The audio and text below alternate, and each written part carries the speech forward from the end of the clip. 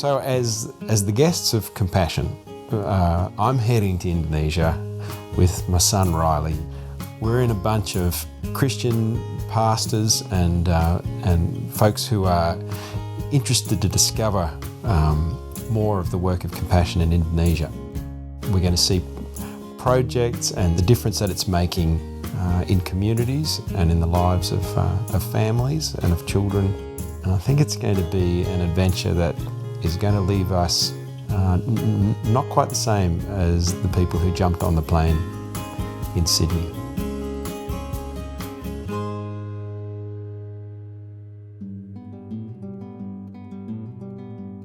I describe my my job. I've got a few descriptions for it. I will say I make a living out of what I used to get in trouble for at school. I like saying I make things up for a living. You know, I articulate scriptural truths in music and in performance, and so that's something I do. But I also, I write songs with country artists as well, and in my own right, I have my own sort of creative world that's as a songwriter. As a 16-year-old, some of the biggest dramas we face are just the feeling to be accepted. When I leave school, I'm thinking of going into journalism. I feel like that'd be a good job to do, and it has a little bit of creativity in there. This is secret family recipe. Yeah. Oh, whoops. Forgot the sugar. Yes, obviously you need sugar because there's barely any sugar in here. My association with Compassion came about just naturally because we were sponsoring first one little guy from the Philippines, Chris, and then Charlotte, who's from Ghana. And, these two kids have been part of the fabric of our prayers and our letter writing, over quite some time.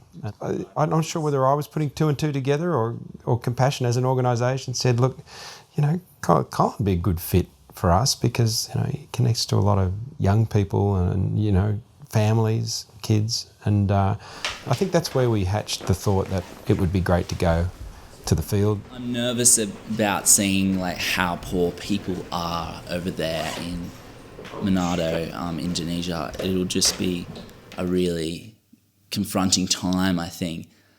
Taking Riley with me, I think, at age 16 to just plunge out of all this into over there.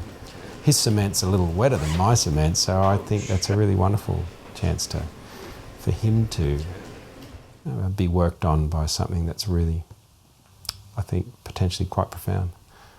I hope it'll be a very positive time, even though we're in a poor country. It'll just be a positive time between me and him.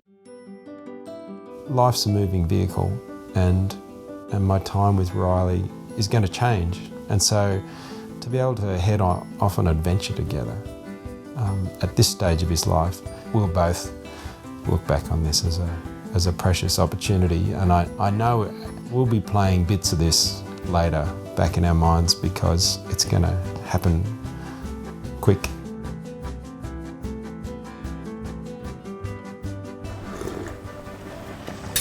What is the first essential thing that you must do when you get to a hotel room, no matter where you are in the world, Riley? Consume all the food. Hence the absence of chocolate bar. But what have you noticed about arriving here? It just seems, a little bit more run down, all the houses and just everything seems old, and almost every tin roof is rusty and just, yeah. You realise that we've driven past all these places that look so different to home, and that over the next few days we get to walk through the gates. Father and son adventure shall begin soon. It's really our first proper day of the trip, and we're heading out to one of the Compassion projects. As we wound our way through the streets, you're never quite sure what it's going to look like because it's in the fabric of communities that the project sit. It's really delightful to walk in through the doors of a church. to hear children singing and singing so heartily and joyfully and dancing and in a way that's so nicely connected to their culture. It was really wonderful. They're waiting for you. They've never met you before. Westerners walk in and they've rehearsed up, they've practiced. This is a big deal. They're performing for people from another country, and they do it beautifully. That's just magnificent. Their dances and their moves, and then I sit down with the kids and did a couple of moves for them, and suddenly they're kids. You know, like they're not just putting on performance that they want to be right. I don't know how me doing a couple of copying their movements in their dance. I don't know why that was so funny to them, because I wasn't trying to, mock them or anything. I was just emulating them. They thought it was hilarious, and suddenly we're all dancing. And I just love how that happens so spontaneously, and it set a beautiful tone for the afternoon.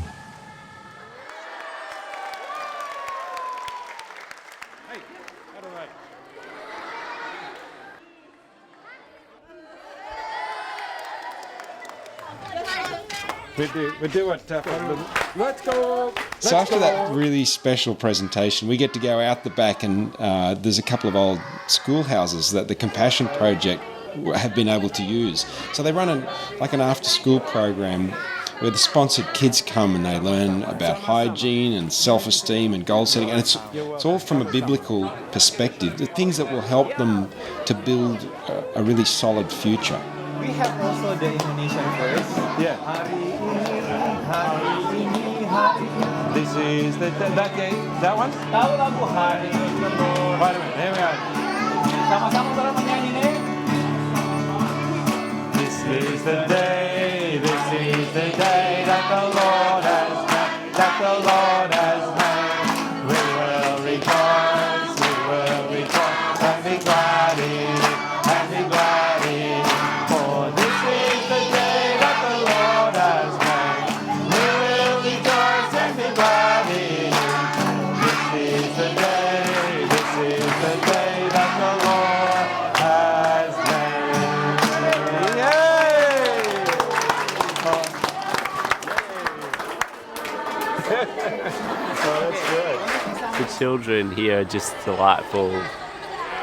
They just have smiles on their faces, and just when they're singing, and when we joined in, they were like, "Oh yeah." We had this amazing opportunity to visit the home of one of the kids who is involved in the program, a little boy called Aldo. His father name is Johannes Paulus Manguntu. Johannes, just call him Mr. Johannes. Their income for each month about 250,000 rupiah for each month. From the very beginning of the projects, he has been registered. His favorite subject is math. What does Mr. Johannes farm? Okay, he's a labor farmer, coconut climber or something. Oh, Yes. it's very dangerous work. Yeah. Has he ever hurt himself? The only job he has. Yeah. So even it's dangerous. Yeah. So He's he has never to face hurt- it. he's never There's hurt not him. a choice. Yeah, but he's never hurt himself doing that. No? Apakah Bapak pernah jatuh mungkin atau luka? Never. Good, good, Good climber. good. Yeah. Let's keep it that way. We need to pray when we walk underneath coconut trees that Mr. Johannes doesn't drop one on our head.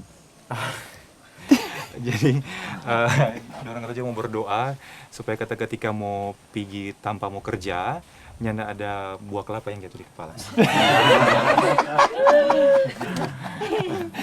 Saya terima kasih. Oh, puppy. Anjing.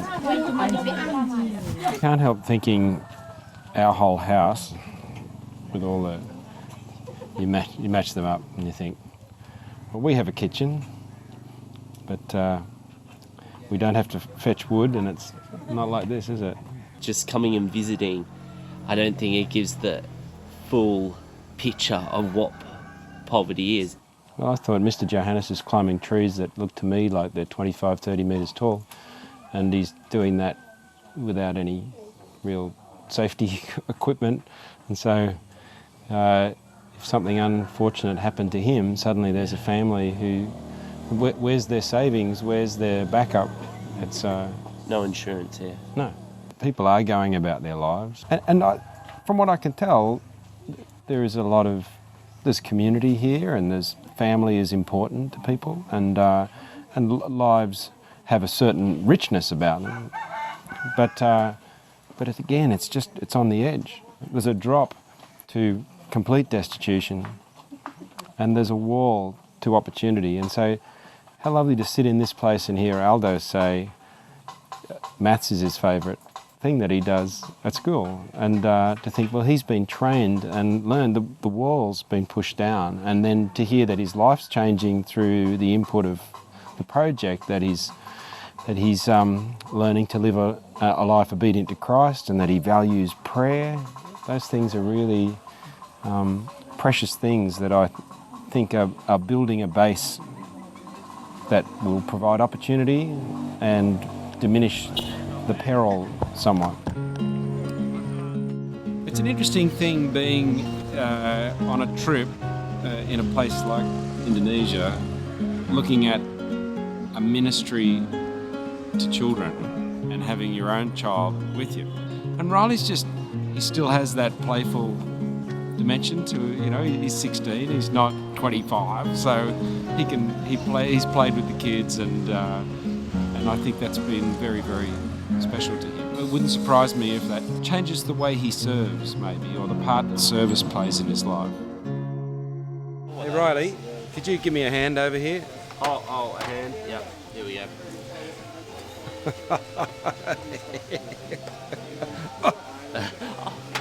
Me and Dad have been going well, we've just been looking out for each other, and it was really fun this Savo just to be with him, strumming his guitar and playing songs. It was really fun. I guess there's a part of him which is, always a bit childish, his comedic side of him, with all these dad jokes. I think it's grown my, understanding that he really wants to see kids come to Christ. Well, it was really clear there was an awful lot more to see about compassion, but we were told that the coast near Manado is just incredible, has some amazing reefs, and they very kindly booked us onto a boat to take us out, and so we could do some snorkeling. It was incredible. It was really good to get out and have a little bit of a break. It was so beautiful moving through the glassy water that wasn't even choppy at all, and just cutting through it like a knife with our boat. It was just so beautiful, and the snorkeling itself was really good to see. I went for a swim in the deep blue sea. I saw lots of fish and coral, and that was really nice. And yeah, it was just nice to get out there and just have a relaxing time. Lost sense of direction. There was some in the water. Well, the snorkeling was incredible. It was just beautiful. But later on in the afternoon, so the wind sort of blew in this batch of litter that had been floating in the water, and it was a reminder that although this world is amazing, God's world is amazing, that it's a fallen world, and we knew that those children living in poverty were just a boat ride away across the water, and that this world is not as God intended it to be. On the way home, I was just thinking about, just about the children and us being brothers and sisters in Christ with the people here. And I really felt an analogy for that. I imagine having my sister here, in poverty, and me coming overseas and being like, what are you doing here? And wanting to help her heaps. And that's what it's like with these people. They're our brothers and sisters. We don't want them in this situation. We, need to help them. like a granny. You want to know where we've been? Let me show you. Wait on.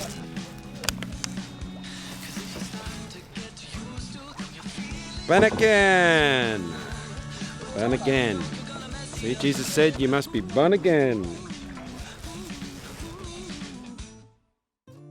Well, today we've got the chance to visit another compassion project, and it's always exciting to see a new project. This one, we're looking especially at the CSP, which is the Child Survival Program, where young women who are especially vulnerable, expectant mums, new mums with babies, and a few dads as well, get special support for raising their babies. I thought that people who want to be involved with compassion may be motivated because they feel that their responsibility to care, that they would think that that's the expression. But it struck me after being in the Child Survival Program, people need to think more broadly when they decide perhaps their church is going to be involved, or even them as Christians are going to be involved in compassion. That they're not simply providing physical needs and helping with practical care and sharing their resources, but they're partnering with a local church to bring the gospel into people's lives as well. And that really struck me from the Child Survival Program.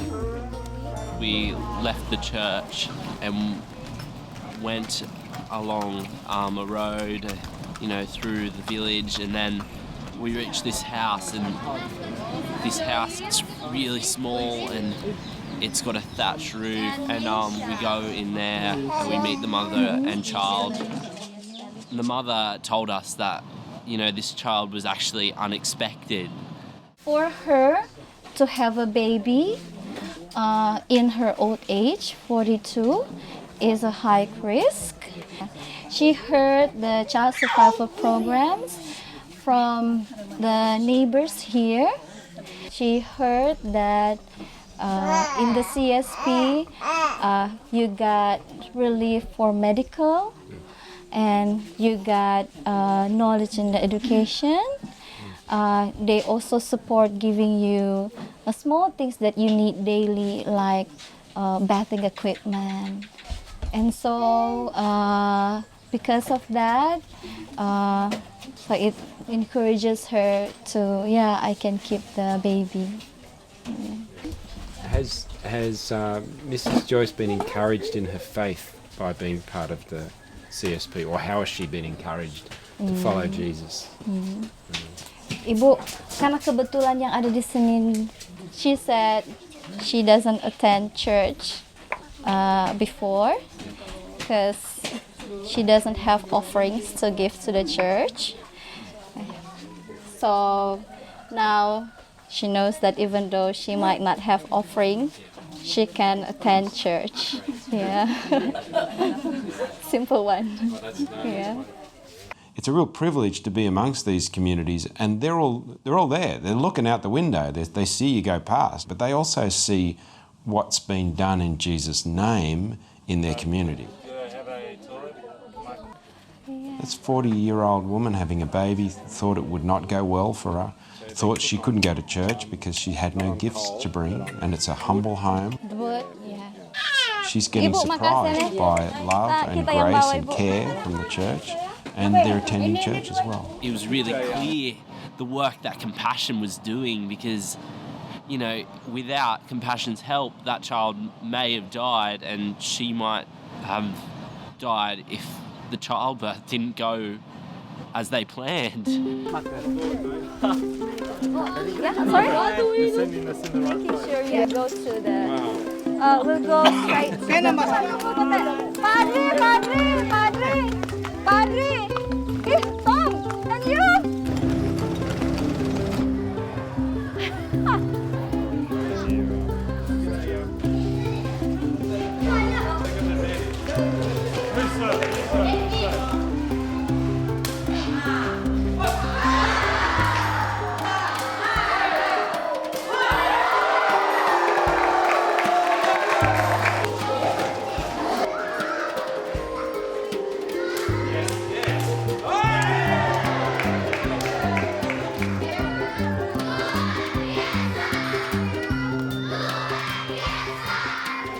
will now sing the quietest song in the world.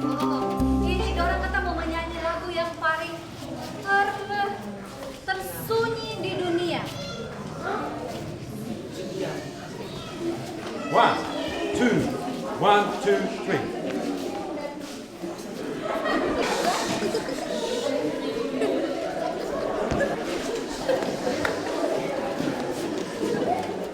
Thank you.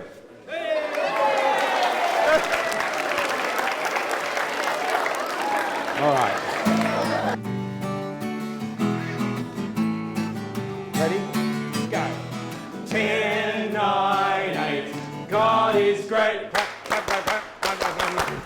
7, 6, 5. God's alive. 4, 3, 2, 1. He's the King of everyone. Mighty. God's the mighty, mighty Lord of all. Okay, the echo.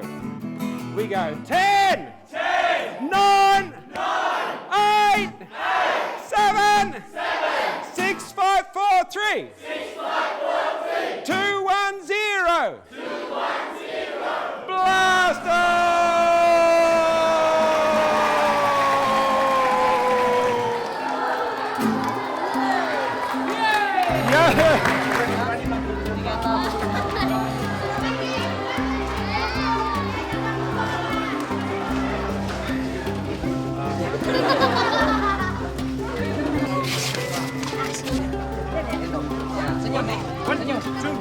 Well, it's our last day. It's gone so quick, and it's a Sunday, so we're going back to the church that ran the first project that we visited. So we've seen it as a child development centre, and now we get to see it as a gathering of God's people for a Sunday service, and we're going to be part of that service.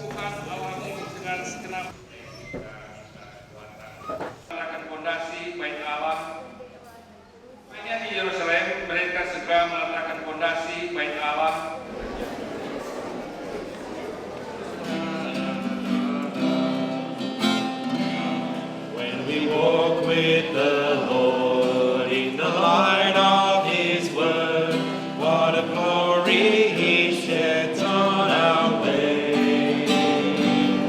While we do His good will, we abide with us still, as with all who will trust and obey.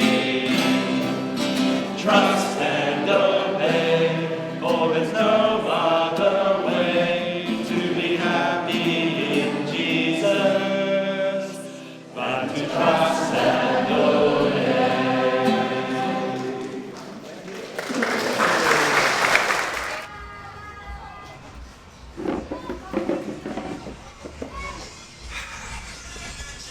Well, that's been fun. That is the first time I have been to an Indonesian church service, and they opened the Word of God and they prayed and they sang praises, people sang songs, we prayed, and I was reminded that the Lord has plans for every tribe and tongue and nation, and I tasted some of that today, and heaven is going to be wonderful. And it was exciting too to hear our pastor today pray for the children in the project and for their future as well. So it is a true partnership, compassion, child sponsorship development, and this church here in this little place called Pandu. Yeah, so it's been a wonderful day, and the bus is waiting, so I better go.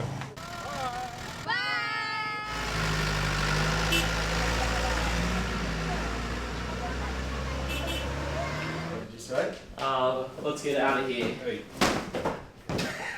Hey, none of that. No, Riley, this is you are not. No. This is an expensive, and this is important room, and this is very irresponsible of him. Oh yeah.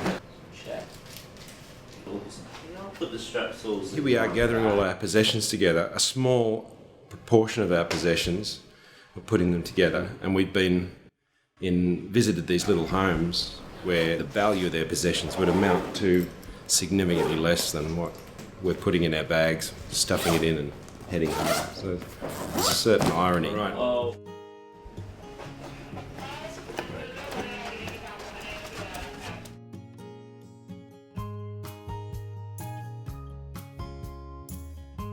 Yeah, That's the name of That's the a church. church. Yeah. yeah. Pandu. Pandu. Pandu, Manado. The scrapbook of memories is a precious thing. So at this stage of my life, to have been able to go to Indonesia with Riley and have all the experiences, they're precious things to have in the scrapbook. And I think I probably have just breathed them a little deeper than I might have done if he was 6. Oh, that's Vito. Love that kid. He was so confident as well. Like, he just came up to us and was like, Riley, yeah, what's your name? And I was like, oh, that's cool. I just saw such a joy that just, was through all of them, and they just was so happy, and I was kind of like, whoa, how can you be happy? Like, oh wait, rewind. We have so much, like, why are you happy that you have so little? It's kind of a pride thing and a bit vain as well. It's just like, oh, we seem like we're like better than them. I think that's a big mistake. I definitely would like to sponsor a child when I have, the financial position to do that. I think I've just thought, well, poverty's, I don't know, it's like the moon, it's sort of out there, and I know it's out there, but I don't know what you do about it. I guess, it's interesting that I was playing a part through just the simple thing, not the vastly costly thing of sponsoring 2 kids. And I've come to see that that's more significant than perhaps I realised. These are real kids who come from a family, and you can write to them and they'll write back to you. That's playing a part in dealing with poverty.